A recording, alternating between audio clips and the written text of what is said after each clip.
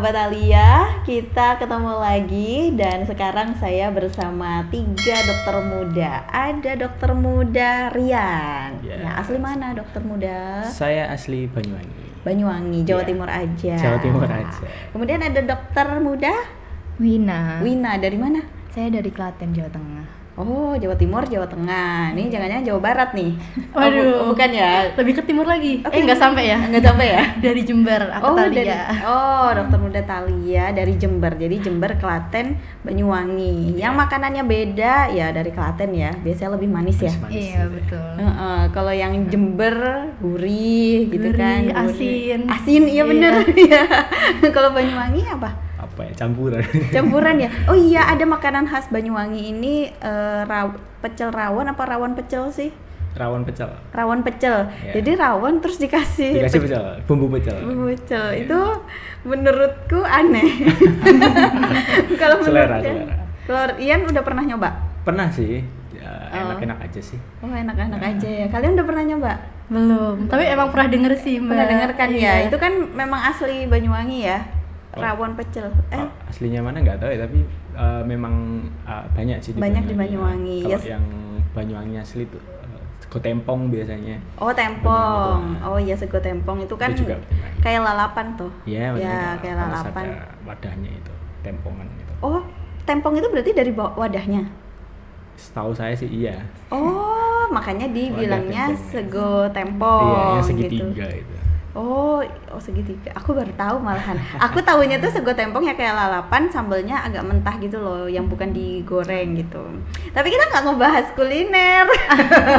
Ini cuma perkenalan aja ya, intermezzo di awal supaya nggak deg-degan. Deg-degan gak sih? Enggak ya? Nggak. Oh, Dikit. enggak. Oh, deg-degan. Soalnya kita tuh ngebahas yang santai, apalagi kalian kan Gen Z apa gen apa nih kalian? Gen Z ya. Gen Z. 2000-an ya berarti ya? Iya, 2003. Oh, 2003. Iya. Muda sekali. Iya, 2003. Ya ampun, aku udah kelas berapa itu ya? Oke, kita ngebahas tentang ini ya, jadi dokter di era AI. Kalau dulu, zaman dulu nggak ada tuh yang kayak AI kayak gini gitu kan. Nah, sekarang kok perkembangannya makin kesana, makin kesini, makin kesini, makin kesana gitu ya. Kadang kita sampai nggak bisa ngebedain nih antara itu nyata atau AI sampai segitunya gitu ya. Kalau misalkan dari pandangan kalian sendiri sebagai dokter muda gitu ya, di dunia kedokteran gitu, AI ini bisa jadi saingan atau memang itu kita terbantu dengan adanya AI? Ya, jadi sekarang memang marak ya AI, bahkan di semua lini kehidupan tuh kita bisa menggunakan AI itu, dari nulis, bikin gambar, bahkan sampai kedokteran juga. Nah, apakah membantu atau malah mengkhawatirkan itu ini seperti pisau bermata dua gitu. Di satu sisi ini bisa membantu, dan di satu sisi lain ini bisa mengkhawatirkan, tergantung siapa yang menggunakan dan gimana cara AI itu digunakan.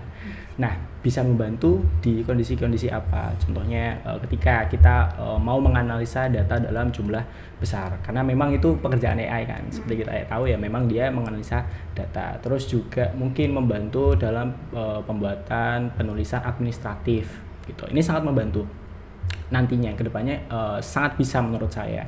Dan dengan adanya bantuan AI ini malah bisa meningkatkan interaksi antara dokter sama pasien. Jadi dokter itu bisa lebih fokus gitu ke menangani pasien, sedangkan yang fungsi-fungsi administratif yang ngetik data lah atau apa itu bisa dikerjakan AI, itu kan lebih bagus gitu ya. Nah, cuma hal mengkhawatirkannya adalah ya seperti tadi ya, pisau bermata dua. Hal mengkhawatirkannya adalah ketika AI itu digunakan dengan orang yang salah dan cara yang salah. Maksudnya gimana?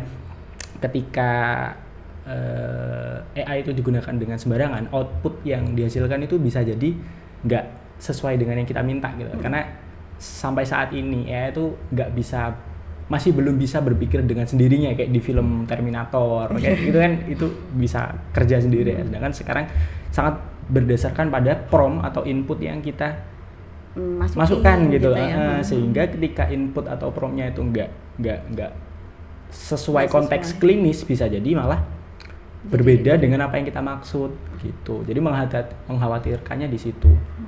gitu. Contohnya gimana? Ya, contohnya ada pasien datang misalnya, terus kita dokternya kurang tajam nih secara klinis, ya, dia cuma mengandalkan AI aja, dia cuma tahu keluhan pasien pusing misalnya. Nah, terus dia input nih ke AI-nya, ada pasien keluhan pusing, diagnosa apa? Nah, pasti tuh banyak tuh diagnosa kalau cuma gitu. Bahkan sampai kanker juga bisa gitu. Itu kan pasti ya outputnya salah karena inputnya salah. Nah, kalau dokternya tajam secara klinis, dia bisa meriksa dulu, pemeriksaan fisik yang lengkap dulu, terus nanti misal ada pusing atau sakit kepala, demam, penurunan kesadaran. Nah, nanti arahnya akan lebih jelas gitu daripada cuma pusing doang. Jadi ya, mengkhawatirkannya apabila tidak digunakan oleh orang yang tepat dan dengan cara yang tepat gitu. Tapi secara overall sangat membantu memang. Sangat membantu ya. Oh, berarti justru terbantu banget adanya AI ini untuk pekerjaan dokter. Iya, sangat membantu, terutama pekerjaan-pekerjaan kecil yang take time gitu loh. Oh, iya. Jadi ya dokter ya tinggal prakteknya gitu ya. Iya, benar. Kalau dari ini siapa Wina? Ya, kalau saya setuju dengan pendapatnya Rian tadi, karena memang kalau dilihat lebih banyak manfaatnya ya dibandingkan perlu untuk dikhawatirkan. Karena kan mau bagaimanapun untuk teknologi ini makin lama itu ya makin akan berkembang. Jadi pilihan kita hanya bisa untuk mencoba untuk beradaptasi dengan AI ini, bukan malah menolak dan mengkhawatirkan itu saja menurut saya. Jadi kita tetap belajar juga gitu ya, mengikuti teknologi gitu ya. Iya Thalia. Setuju. Apalagi kalau di era AI ini nggak semua hal itu bisa digantikan oleh AI, Kak.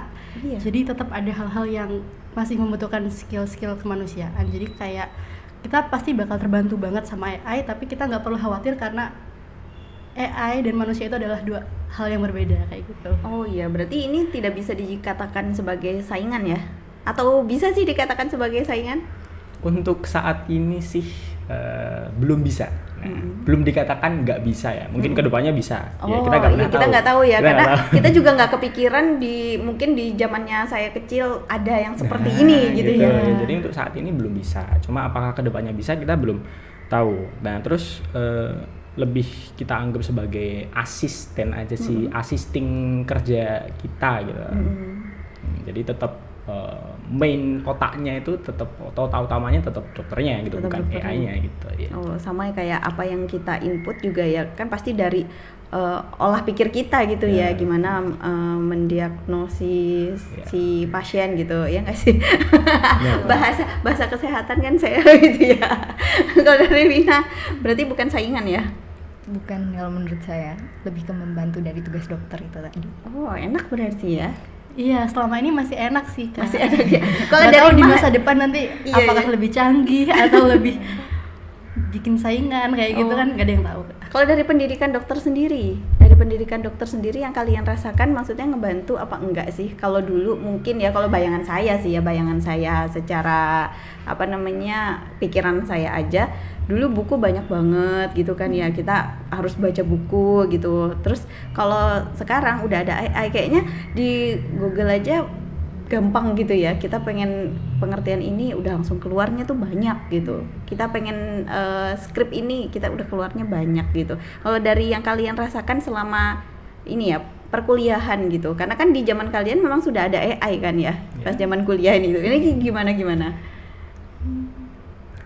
Ya kalau dari saya ya, selama saya berkuliah, saya merasakannya kalau untuk AI ini membantu untuk, misalkan kalau selama ini kan kita perlu untuk membaca banyak jurnal untuk satu topik misalkan.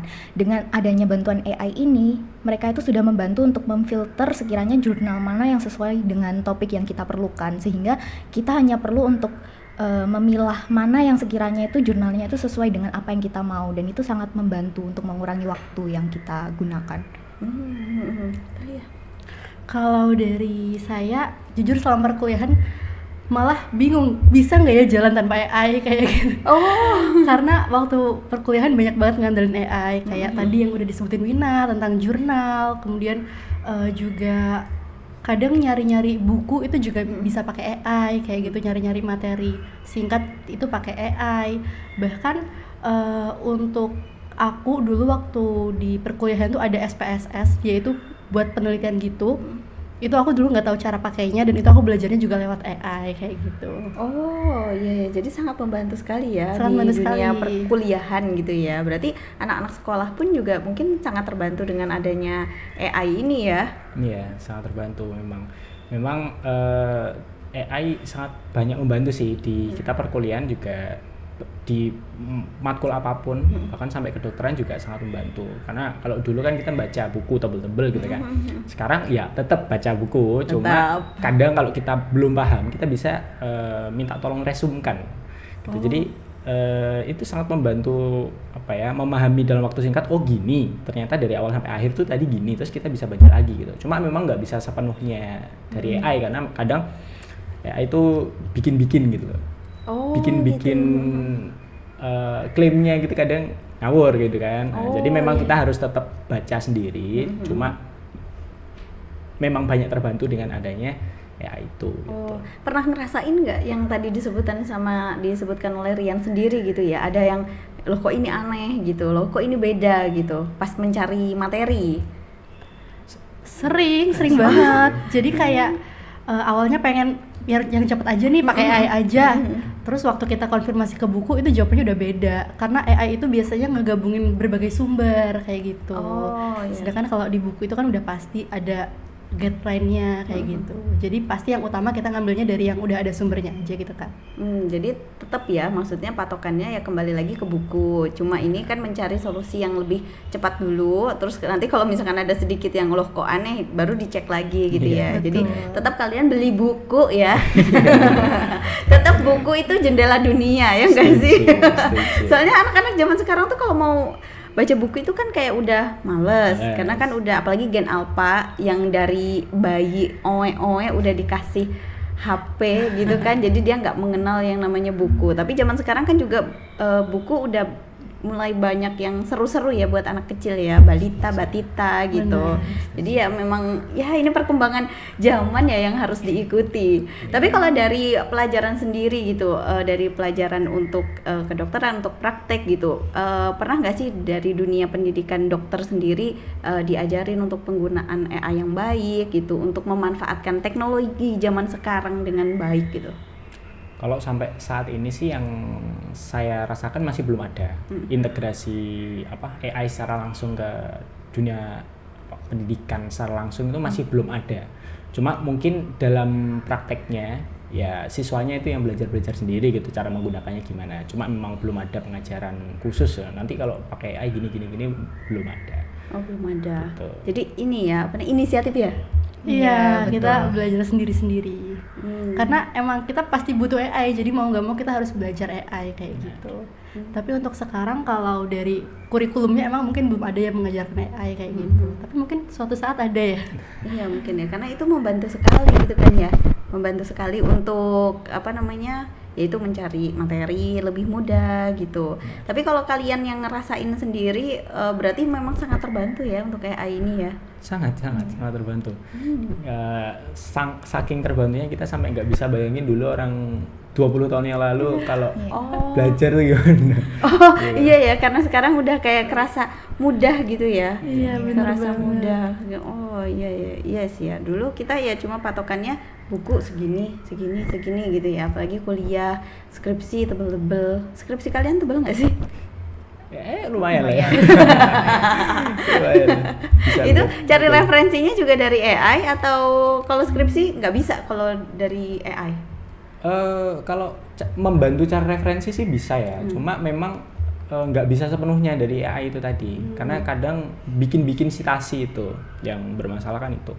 Jadi ya memang bisa membantu, kayak carikan referensi 10 tahun terakhir di filter gitu, itu bisa. Yang tentang topik ini itu bisa, tapi tetap kita harus membaca lagi terus memastikan memang ketulis di dalam situ gitu, karena nggak kadang bikin itu yang masalah sih masih sekarang. Iya berarti ini masalahnya memang jangan terlalu percaya banget gitu sama AI. Terus kita maksudnya tetap harus belajar, harus baca juga gitu ya, karena kan dunia kedokteran ini menurut saya kan yang yang banyak banget materinya, nggak boleh salah. Jadi kan kita belajar ya, soalnya itu kan langsung hubungannya sama manusia gitu ya.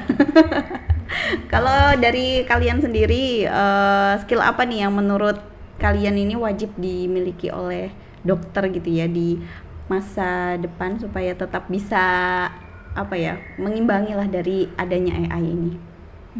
Kalau menurut saya ada beberapa skill sih yang perlu dimiliki, tapi yang pastinya itu kombinasi dari kita harus punya kompetensi klinis yang baik dan juga kita harus bisa beradaptasi dengan kemajuan teknologi dengan baik juga. Karena kembali lagi kalau misalkan dengan adanya perkembangan AI yang semakin pesat ini, kalau misalkan dokternya itu tidak memiliki kemampuan untuk melakukan clinical reasoning yang tajam, itu nanti dokternya juga akan pusing gitu. Jadi tetap harus tidak boleh 100% percaya dengan AI ini. Selain itu juga walaupun memang harus bisa beradaptasi dengan teknologi yang berkembang pesat, dari dokter ini harus tetap tidak boleh melupakan etik dan profesionalisme yang harus mereka miliki, terutama seperti misalkan terkait data dan juga privasi dari rekam medis pasiennya ini. Mungkin itu yang perlu untuk menjadi perhatian dari dokter di masa depan. Dari Thalia. Kalau dari saya setuju sih sama Wina, karena tadi seperti yang udah dibilang Wina dan juga Rian tadi, meskipun kita sekarang hidup sama AI, kita nggak bisa mengandalkan melepas otak kita terus kita gantiin ke AI, itu kita nggak bisa. Kita tetap harus belajar, karena kalau kita nggak belajar kita nggak tahu bagaimana cara memanfaatkan AI dengan baik tadi itu. Terus juga bener yang disampaikan sama Wina bahwa kalau misal AI itu bukan manusia, jadi ada sifat-sifat kemanusiaan yang AI itu nggak bisa gantiin sampai kapanpun, kayak cara kita berempati, cara kita membaca gesturnya pasien kayak gitu, cara kita nyampain hal etik di situasi-situasi yang abu-abu, kayak misal pasiennya lagi sedih atau gimana, itu nggak bisa digantikan oleh AI sekarang. Oh iya benar, karena di kedokteran sendiri diajarin untuk ini ya, adanya rasa empati terhadap pasien gitu ya, memang ada. Memang ada. Ada materinya sendiri itu, Kak. Oh, ada materinya sendiri gitu ya. Jadi kalau misalkan zaman dulu itu kan bayangan aku kalau di dunia kesehatan itu semuanya galak-galak.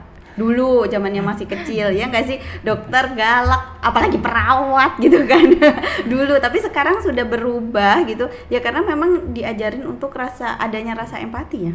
Iya, memang ada, kita diajari hubungan antara dokter sama pasien yang baik itu gimana, komunikasi yang efektif gimana, terus komunikasi yang lebih terarah dan sistematik itu gimana biar hubungannya bagus, terus nanti semua yang kita tanyakan itu bisa jadi diagnosis yang benar gitu. Itu diajari memang dari awal perkuliahan itu diajari. Oh iya. Makanya nggak usah galak-galak gitu ya. Tapi sekarang semuanya baik-baik sih yang saya rasakan ya, dari mulai dokter, perawat, ya semuanya sih, tenaga medis, tenaga kesehatan gitu yang ada di rumah sakit gitu. Karena mungkin ya perkembangan juga ya, orang-orang apalagi sekarang kalau misalkan nggak ditangani dengan baik gitu kan bisa langsung viral. Meledak gitu ya. Menanggapi yang viral-viral nih, kalian gimana nih sebagai calon dokter nanti ke depannya? Karena kan kadang kita serba salah ya, misalkan mau menangani pasien yang seperti misalkan yang darurat dulu, tapi yang pasien yang satunya sudah menunggu lama, akhirnya jadi kayak merasa terabaikan. Kalau kami sih diajarinya, ini tergantung ininya ya, tergantung lokasi pelayanannya ya. Kalau kita melayani di instalasi gawat darurat di IGD, memang kita ada prioritas, namanya kuning, merah kuning hijau ya, merah kuning hijau, triase. Nah jadi ini mengklasifikasikan pasien berdasarkan kegawat daruratannya. Karena ini IGD, ya kan. Jadi kita yang gawat darurat kita taruh di merah, yang kurang gawat darurat di kuning, yang paling nggak gawat darurat di hijau, gitu. Oh gitu. Nah ini nanti menentukan yang kita tangani dulu tuh yang mana. Jadi bukan berdasarkan datangnya kapan, tapi kegawat daruratannya segawat apa sih kira-kira, kalau nggak ditangani dia mati nggak sih gitu. Oh iya. Nah, gitu. Sedangkan kalau di poliklinik misal itu kan hampir semua pasiennya nggak gawat darurat. Karena dia masih bisa bertahan ke poli gitu ya, masih bisa nunggu antri gitu kan. Ya biasanya memang antri kalau di poliklinik, sedangkan kalau di IGD ya itu tadi sesuai triase itu tadi. Jadi tangani dulu yang gawat darurat memang.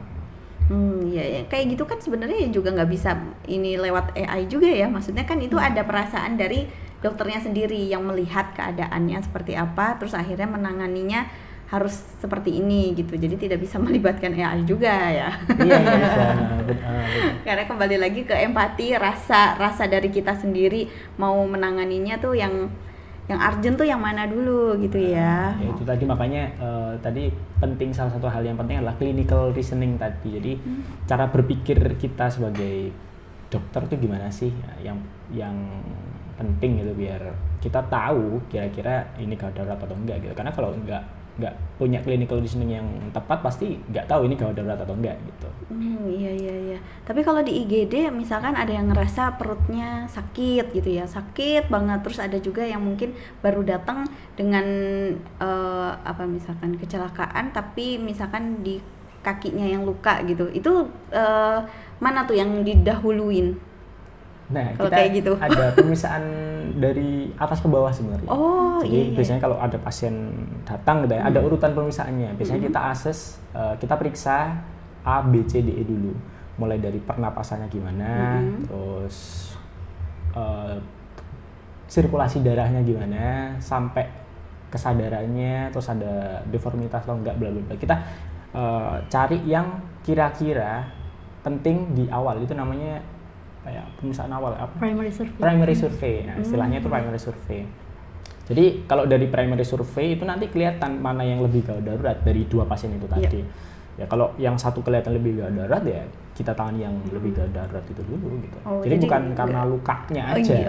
Jadi bukan hanya lukanya aja ya. Maksudnya ini kakinya luka yang kanan gitu misalkan kelihatannya. Maksudnya dari luar, dari fisiknya gitu. Terus yang satunya mungkin sakit perut, dianya sampai melilit gitu sampai nggak bisa. Emang melungker, tidurnya mungkin melungker. Nah kayak gitu. Berarti harus tetap dua-duanya ini dilakukan pemeriksaan secara total dulu gitu ya. Iya, di awal dilakuin pemeriksaan dulu, kita lihat mana yang lebih krusial, mana yang bakal lebih lama bertahan hidupnya kayak gitu Kak. Soalnya kalau misal sakit perut itu bisa jadi cuma karena diare, tapi bisa juga jadi karena adanya perdarahan di dalam ususnya. Kita kan nggak ada yang tahu, makanya kita perlu screening tadi itu kayak gitu. Oh iya. Soalnya kan ya yang jadi masalah kebanyakan dari pihak keluarga pasien gitu kalau di IGD ya merasa yang datang duluan jadi itu yang ditangani, atau sudah datang tapi kok kemana ini cuma diperiksa gini-gini doang terus lo kok masih yang lain yang kayak gitu juga gitu. Nah itu ya memang tidak bisa kita langsung mempergunakan AI juga ya. Ini kira-kira yang mana nih, yang satunya ini terus mana dulu gitu. Itu malah jadi kayak kelamaan. Kalau kalian pernah praktek di IGD? Pernah. Jadi di beberapa stase emang ada yang emang kita jaga IGD istilahnya. Jadi kayak kita jaga di IGD, nanganin pasien yang sesuai dengan stase yang kita jalanin. Misal di stase obgyn, di stase persalinan, ada pasien yang mau melahirkan, itu nanti dibantu sama dokter muda yang lagi stase itu. Terus misal ada lagi di stase bedah nih, ada pasien kecelakaan, biasanya dokter mudanya nanganin pasien yang kecelakaan itu kayak gitu Kak. Oh, jadi pernah ya mengalaminya. Yang pengalaman yang kalian yang ya bisa dikatakan hektik gitu ya di IGD itu kayak gimana sih? Kalau aku dulu waktu aku stase bedah Kak, jadi waktu itu udah tengah malam. Kalau tengah malam itu biasanya udah mulai tenang IGD-nya. Biasanya jam 1 malam, jam 2 malam tuh udah mulai tenang IGD-nya. Kita dokter muda udah pada ngantuk-ngantuk nih, udah pada nyender-nyender merem-merem gitu. Tiba-tiba ada ini administrasi depan teriak-teriak nih, ada pasien, ada luka di jempolnya kayak gitu. Terus kayak aku nih ngantuk-ngantuk, aku kayak berdiri dulu, cuci muka dulu. Terus aku datengin pasiennya. Ternyata bukan luka Kak, itu jempolnya udah copot Kak. Terus kayak ya ampun, udah banyak tanah-tanahnya. Ternyata dia kayak lagi naik motor kebut-kebutan malam gitu. itu pengalaman banget ya. Itu langsung melek. Udah kayak nggak ngantuk lagi ya. Nggak ngantuk sama sekali. Udah nggak kepikiran kopi gitu ya, nggak kepikiran ya. Ya pun itu berarti jempolnya yang memang lukanya bukan cuma sekedar luka ya. Udah kepisah itu jempolnya, kayak tinggal nyantol kayak gitu. Ya Allah. Pengalaman dokter gitu ya. Kalau Wina gimana? Ada pengalaman nggak? Kalau dari aku mungkin sewaktu jaga IGD di stase ANES ya. Jadi di stase ANES itu salah satunya itu kan ruangan yang dijaga itu ruang resusitasi ya. Jadi biasanya pasien-pasien yang datang ke situ tuh memang pasien yang kondisinya itu lumayan buruk atau mungkin sudah ada penurunan kesadarannya. Ya, dan menurut aku waktu itu ya itu cukup berpengalaman untuk aku yang DM baru ya Kak ya. Jadi di situ aku melihat bagaimana cara dokter-dokter IGD ini menangani pasien dengan kondisi seperti itu dan bagaimana cara mereka itu menyampaikan dari breaking bad news atau kabar buruk ke keluarganya ketika terjadi hal yang memang di luar dari kendali dokternya ini. Dan di situ menurut aku itu pengalaman yang cukup berharga buat aku supaya kayak oh nanti kalau misalkan jadi dokter kedepannya aku harus bisa kayak gitu. Oh itu jadi pelajarannya Iya. ya pelajaran. Kalau Rian nggak ada lagi nanti. Oh nggak ada. Pasti dong, ada ya, pasti pasti ada, ada, pasti seru, ada yang serunya gitu ya. Ada, waktu itu pernah saya pas di stase Objin yang kandungan itu tadi ya. Kan lagi kalau di Objin tuh jaga IGD-nya tuh IGD Ponek istilahnya. Oh. Ponek tuh IGD buat ibu-ibu hamil gitu lah. Nah ini di sini tuh waktu itu kapasitas bednya misal 4 gitu ya. Iya. Nah itu ada datang pasien lebih dari kapasitas bed dan hampir semuanya itu pas mau lahiran gitu. Aduh. Jadi kita Itu 4-4-nya. dan kita DM-nya tuh dikit cuma berapa ya? Yang lagi jaga malam tuh 3 kalau nggak salah, 3 atau 4 ya. Jadi ya udah kita bagi tugas untuk 4 pasien yang 5 pasien yang 5-5-nya lagi meneran gitu, Ya, lagi iya. kontraksi 3 gitu. Terus pernah juga ini kayak di film Korea akhirnya. Apa tuh? Oh ngedrakor juga. Enggak, tapi kan Jangan sering salah. lewat kan. Oh iya. Jadi ada IGD lagi rame tuh. Nah, kita kan ya meriksa pasien-pasien banyak gitu ya. Tiba-tiba ada satu pasien yang dia datang terus dia henti jantung. Cardiac arrest. Oh. Gitu. Di triase dari depan tuh dia udah cardiac arrest. Akhirnya salah satu teman saya itu naik ke bed terus dia mau pompa jantung, pijat jantung itu. Tapi di atas bed terus kita dorong ke dalam. Karena di depan kan posisi masih, sedangkan biasanya kalau tindakannya di dalam. Nah, jadi dia di atas bed sambil pijat jantung gitu, terus kita dorong rame-rame gitu. Kayak drakor ya. Iya, di drakor gitu Bener-bener. gratis gitu. Oh tapi itu bener real. Real bener. Ya ampun, iya ya. Soalnya kalau aku waktu itu pernah di IGD itu pas ke IGD terus ada pasien sebelah ya mungkin henti jantung kali ya namanya ya. Itu ada perawat yang gede langsung diginiin gitu. Terus ya dia akhirnya sadar tapi hanya beberapa jam lah terus akhirnya meninggal di IGD. Tapi setidaknya itu kan udah satu langkah awal gitu ya yang maksudnya mencoba gitu. Aku sih ngelihatnya kayak ini diapain gitu ya karena kan orang awam toh kan yang nggak tahu juga gitu. Itu langsung perawatnya langsung lari langsung dia naik mana dia gede lagi. Langsung benar-benar harus pakai kursi yang tinggi ya. Oke, itu dramatis banget. Iya, gratis banget, mana malam-malam lagi jam berapa? Jam 12 sih. Tapi itu pasiennya gimana? Selamat? Sayangnya enggak. Oh, sayangnya enggak. selamat. Karena Tapi pas sudah datang tuh udah kondisinya udah enggak bagus lah. Oh iya ya berarti kalian ya punya pengalaman ada pasien maksudnya yang memang sudah kondisinya tuh memburuk gitu loh, jadi ya mau nggak mau gitu. Perasaan kalian gimana kalau misalkan memang yang kalian tangani justru malahan tidak selamat? Ya gimana ya perasaannya ya? Ya sedih ya. Cuma kita harus cepet move on gitu loh. Apa simpati, empati. Apa Tri? Indosat? Sebenarnya kita memang punya empati ke pasien, cuma ya kita nggak boleh sedih berlarut-larut gitu kalau memang pasiennya nggak selamat atau apa, karena yang kita tangani masih banyak gitu. Masih banyak, iya benar. Memang kita harus kasih yang semaksimal mungkin, tapi kalau nggak berhasil ya sudah, kita nggak boleh berlarut-larut. Gitu. Kita jelaskan apa adanya, apa yang terjadi, gini terus. Kalau udah nggak ada tindakan yang bisa dilakukan lagi, ya sudah kita ke pasien lain yang lebih membutuhkan gitu. Oh iya, karena memang yang penting sudah ada tindakan di awal gitu ya.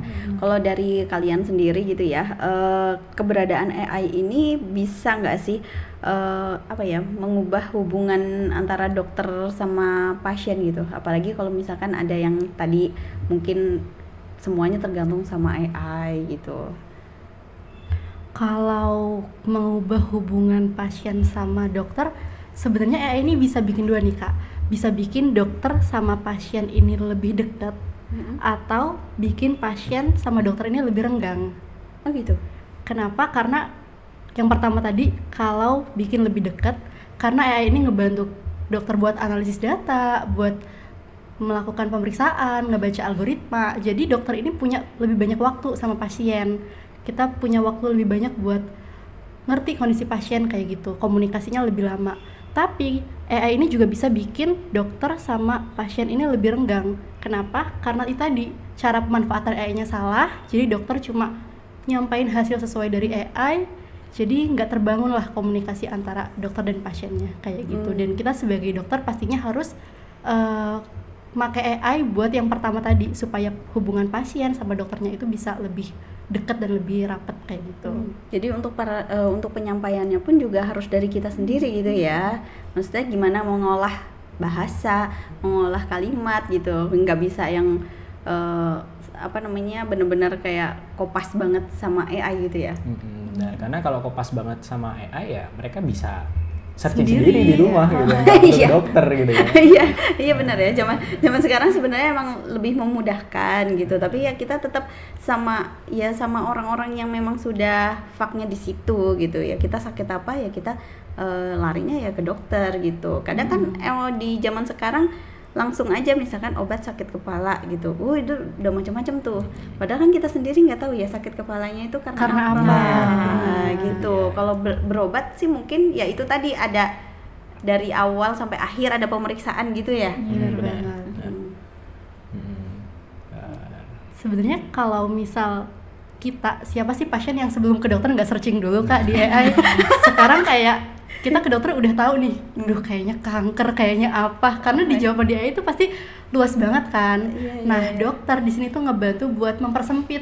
Kayak misal kanker itu ada tanda-tanda khasnya nih, misal berat badannya turun, atau misal kalau TB keringat malam hari. Nah, dokter itu ngebantu kita sebagai pasien buat merucutin hal itu biar lebih sempit kemungkinan kita tuh kenapa kayak gitu. Oh iya, benar. Jadi nggak cuma hanya aduh ini nanti jangan-jangan kanker, aduh ini nanti jangan-jangan darah tingginya terlalu tinggi padahal belum tensi gitu kan. Itu kan cuma ya kadang kan emang suka gitu ya, kayak kita mengira-ngira sendiri, apalagi orang tua gitu. Aku punya darah tinggi, terus ini pusing, ini kayaknya gara-gara darah tinggi aku tak makan timun, padahal mungkin darah rendah pun bisa pusing kan ya. Bisa jadi kan, maksudnya ada arah ke situ juga gitu loh.